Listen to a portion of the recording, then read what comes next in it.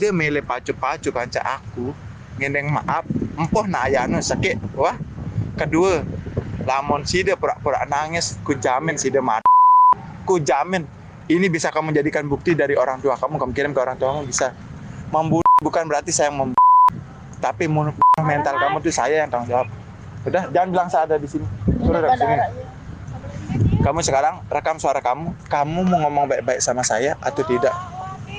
Iya. Ini bukti loh di teman cowokmu. Temanmu nih? Atau belum kenal? Teman, serius. Dan saya tahu kamu masih bohong. Iya, teman kakak kelas saya. Ya, setidaknya ini bukti ya. Tidak usah ngolok. Saya manggil kamu nih kedatangan. Tidak ada saya ngolok. Alasan adik lari apa sih, Don? Masingin Naya itu.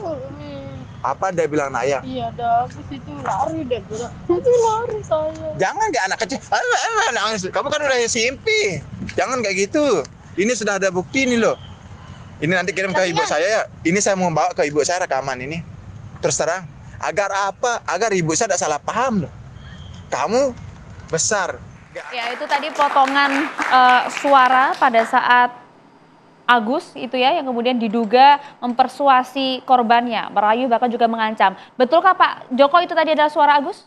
Bisa dikonfirmasi? Ya, itu suara Agus yang sedang mempersuasi seorang anak usia 14-15 tahun, usia SMP kelas 2. Di mana itu Pak? Di Taman Udayana. Dan inilah informasi-informasi yang kemudian disampaikan masyarakat kepada Komisi Disabilitas Daerah yang itu tidak kita tampilkan, ya harusnya akhirnya kemudian kami tindak lanjuti juga, kemudian bekerja sama dengan Lembaga Perlindungan Anak Kota Mataram untuk anak-anaknya.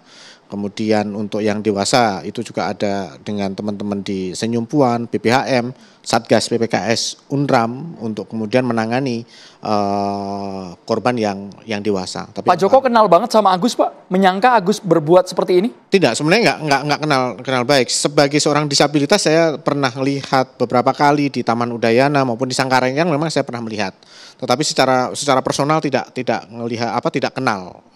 Sejak hanya setelah kasus ini. Jadi setelah tanggal 7 Oktober ketika Polda menerima laporan, kemudian sekitar tanggal 9 Oktober lah kami diinformasikan oleh teman-teman di Polda bahwa ada disabilitas yang diduga melakukan tindak pidana. Sehingga kemudian KDD pada saat itu sudah mulai bergerak dengan teman-teman di Polda bagaimana memastikan hak Agus sebagai tersangka ini kemudian bisa terpenuhi. Nah itu yang kemudian kami lakukan. Salah satunya adalah kemudian melakukan pendampingan awalnya mereka tidak mau, Agus ini nggak mau didampingi, sama sekali nggak mau didampingi. Alasannya? Alasannya pokoknya dia hanya mau didampingi oleh ibunya. Sampai pada tahap ketika kemudian harus BAP pada saat penyidikan karena ancamannya ini adalah 12 tahun, akhirnya kemudian diminta lah KDD kira-kira siapa yang akan menjadi penasihat hukumnya. Oleh karena itu kemudian kami meminta bantuan sesama disabilitas yang kemudian advokat disabilitas daksa juga pakai kursi roda untuk mendampingi sampai pada proses penyidikan selesai. Yang kami miris Bapak tadi ada suara bunga sama temannya korban, teman MA yang menyatakan Agus ini dalam tanda kutip menjual rasa iba ke target-targetnya Pak. Ya.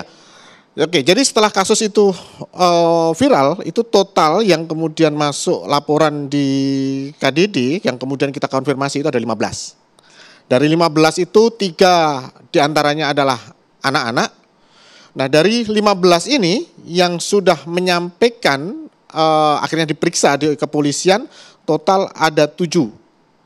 7 itu 5 dewasa, 2 anak-anak. Dan ada lagi yang memang sudah dipersiapkan mungkin 1-2 hari ini ada pemeriksaan lagi yang sudah siap untuk bercerita. Tetapi sisanya yang dari 15 itu masih tahap untuk kemudian diyakinkan oleh para pendamping yang tadi dari beberapa lembaga tadi untuk supaya dia berani untuk bicara dan berani untuk diperiksa di kepolisian. Dan betul Pak bahwa ada informasi salah satu dari para korban ini juga bahkan mengandung. Yang itu adalah informasi dari masyarakat, tetapi itu adalah satu anak yang sampai hari ini keluarganya masih belum mengizinkan kita untuk bertemu termasuk keluarganya juga belum mau berbicara. Oke, artinya hingga saat ini Pak Joko mengetahui ada 15 korban yang diduga merupakan korban dari Agus. Tapi kalau tadi kemudian mendengar apa yang disampaikan oleh Pak Ainuddin bahwa Agus menyangkal hingga saat ini adalah tindakan suka sama suka. Iya. Respon Anda Pak Agus? Ya tadi, sebenarnya kalau dilihat dari kasus ini kan sebenarnya tindakan persetubuhannya itu kan terjadi. Hanya ada dua Klaim ya? pendapat yang berbeda. Satu menyatakan bahwa itu adalah suka sama suka, itu dari saudara Agus. Yang satu menyampaikan bahwa itu dia melakukan terpaksa karena ada manipulasi psikologis. Nah itu yang terjadi di lapangan. Nah yang tadi disampaikan oleh Pak Ainuddin itu hanya satu korban yang memang menjadi pelapor pertama. MA Pak ya, temannya MA, Anas. Temannya Iya, teman Mas Anas. Anas. Sedangkan korban-korban yang lain ini kan kemudian dijadikan saksi di dalam kasus itu untuk menguatkan saja. Tetapi korban antara korban satu dengan korban yang lainnya itu tidak saling kenal. Tidak saling kenal. Sehingga memang hanya menguatkan saja. Pak, ini yang lagi rame soal mantra Pak. Agus menggunakan mantra-mantra, mungkin memperdaya kata, narasinya sangat manis sehingga korban luluh Pak. Ya kalau yang disampaikan ada beberapa yang menyampaikan itu ya, tetapi dalam hukum pidana kan ini nggak masuk ya. Kalau masuk kita ya mungkin kalau yang disampaikan oleh korban dengan kami dengan psikolog itu ya yang terjadi adalah manipulasi psikologis ya mungkin secara ilmiahnya ya. Oke, mungkin sampai di sana. Saya mau ke Mbak Devi dulu. Mbak Devi, tadi sampaikan bahwa ini korbannya bahkan sudah 15 Mbak Devi dan juga kemudian diduga korban juga masih akan bertambah dan di dalamnya ada memang manipulasi-manipulasi yang dilakukan oleh Agus sendiri. Ya, kalau bicara soal, saya akan melihat di dalam sudut pandang yang lebih luas, tidak hanya terperangkap pada kasus yang memang masih berlangsung dan masih diolah oleh aparat yang melibatkan dua kelompok rentan, yaitu apa? Perempuan dan kemudian teman disabilitas.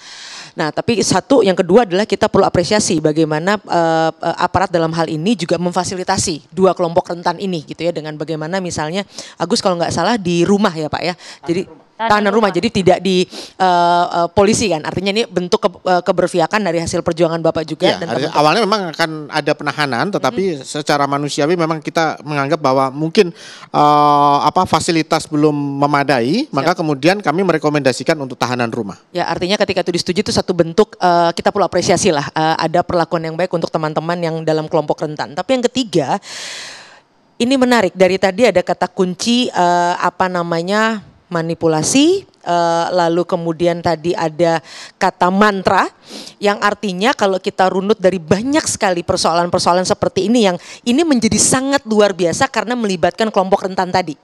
Praktek menggunakan kata mantra yang lalu ada iming-iming menyelesaikan masalah. Jadi mantra ini jangan dilingkari, diisolasi dalam isu mistis. Tapi mantra ini ada keinginan dari Agus untuk membantu menyelesaikan masalah. Di sini menariknya.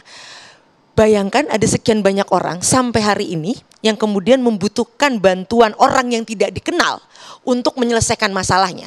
Ini yang mendorong bahkan di dunia jauh sebelum pandemi sampai ada kementerian kesepian di dunia. Karena persoalan bagaimana masyarakat hari ini akibat persoalan digital itu mudah sekali terjebak dalam kesepian yang membuat dia kemudian sangat rentan untuk menerima bantuan yang bisa jadi tulus atau bisa jadi akal bulus. Nah, ini yang kemudian perlu kita pahami. Kebetulan saja lagi-lagi kasus ini karena ada kelompok rentannya. Kalau tidak ini setiap hari terjadi. Bahkan kerugian dalam konteks uang akibat orang-orang yang menawarkan bantuan dengan pendekatan emosional. Emosional itu kan macam-macam. Dia bisa ada 5 paling tidak. Dia tampil seakan-akan dia ikut marah akan masalah orang itu, atau yang kedua dia ikut pura-pura ikut sedih atau ikut merayakan. Nah, ketika orang-orang yang merasa kesepian, bentuk perhatian yang menyambungkan nyetrumnya lewat jalur emosi, itu orang akan rela lakukan apapun. Bahkan dalam konteks uang di Indonesia menurut data kepolisian kan sampai 63 miliar uang Ini bahkan uang yang hilang karena korbannya secara emosional begitu terikat pada orang-orang yang memanfaatkan ketergantungan emosi tadi, akibat mereka tidak lagi mampu menemukan daya dukung sosial di sekitarnya, akibat mereka kesepian tanda kutip untuk menyelesaikan masalah tadi. Jadi kita perlu hati-hati melihatnya dari konteks itu, bukan hanya dalam konteks mempertanyakan kok bisa teman-teman rentan melakukan ini. Jangan terjebak pada itu. Hati-hati karena tiap hari terjadi praktek-praktek seperti ini. Oke, kita ke Pak Ainuddin menjawab. Tadi kami sudah putarkan Pak Ainuddin sebelum ke Mas Reza, Pak Arianto dan juga Pak Sugeng soal suara tadi, Pak. Suara rekaman yang dipastikan oleh Pak Joko merupakan suara Agus. Ada ancaman yang dilancarkan kepada korban, Pak Ainuddin. Bukti suara tadi, Pak. Ya, suara itu kami harapkan sebenarnya itu kalau di dalam hukum pembuktian maka harus ada keasliannya dan harus ada ahli yang menerangkan bahwa itu memang benar suaranya Agus. Tidak bisa kemudian Pak Joko dalam hal ini kan beliau ini selaku ketua komisi disabilitas daerah, kemudian mengkonfirmasi bahwa itu adalah suaranya Agus. Jadi keberpihakan daripada KDD itu di mana dalam persoalan ini? Kan mestinya harus bisa merunut. Oke, kalau itu suaranya Agus, kita harus bisa pertanyakan bagaimana caranya memperoleh, terus kemudian bagaimana caranya dibuat pada saat itu, sampai kepada tangan penyidik.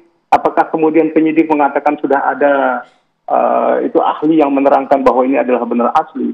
Karena Agus sendiri mengatakan memang ya ada sebagian saya dengar kalau itu suara saya, tetapi tidak semuanya utuh seperti itu kan sudah ada dipenggal, dipotong apa segala macam, itu pun disampaikan itu. Jadi kami, nah itu masuk ke dalam ranah pembuktian, bagaimana kualitas pembuktian itu nanti gitu, di persidangan pengadilan kita lihat.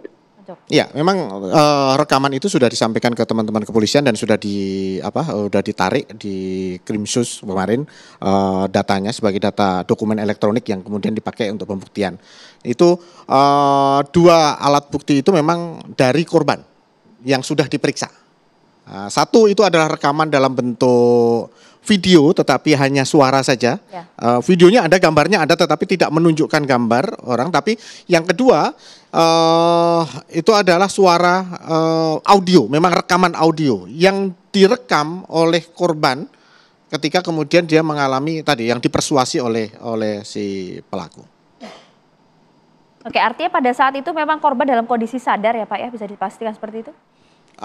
Dalam kondisi sadar, jadi dua korban ini, satu korban dewasa dan satu korban anak itu sadar bahwa akhirnya dia merekam itu untuk jaga-jaga, gitu loh.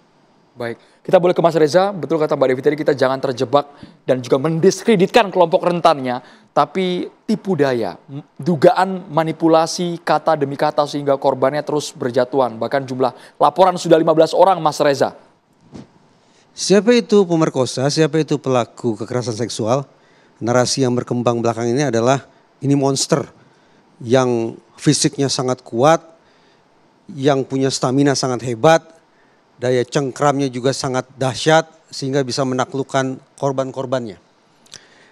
Tetapi anggapan sedemikian rupa tampaknya anggapan bypass.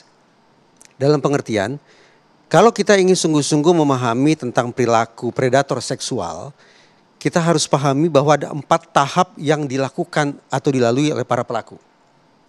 Sebutan yang saya deskripsikan barusan itu, saya katakan sebagai anggapan yang bypass, anggapan yang potong kompas, karena seolah-olah kalangan tersebut, kalangan yang tidak yakin bahwa penyandang disabilitas bisa melakukan kekerasan seksual, langsung berfokus pada tahap keempat.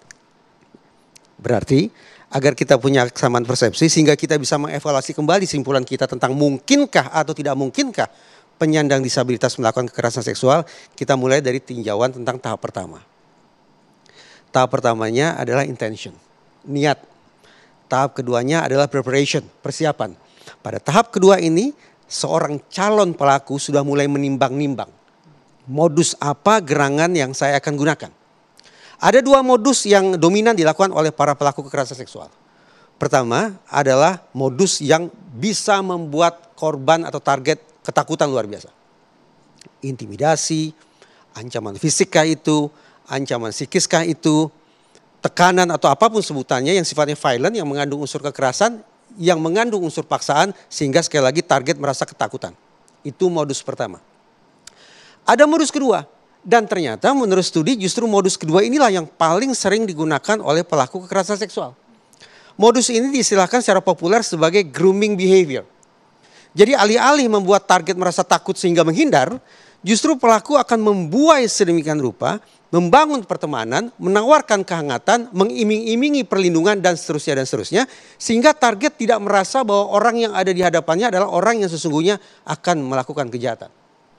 Justru sebaliknya, target dengan grooming behavior yang dikenakan kepada dirinya akan menganggap ini adalah sosok yang teman sebaik, teman yang baik, teman yang sejati.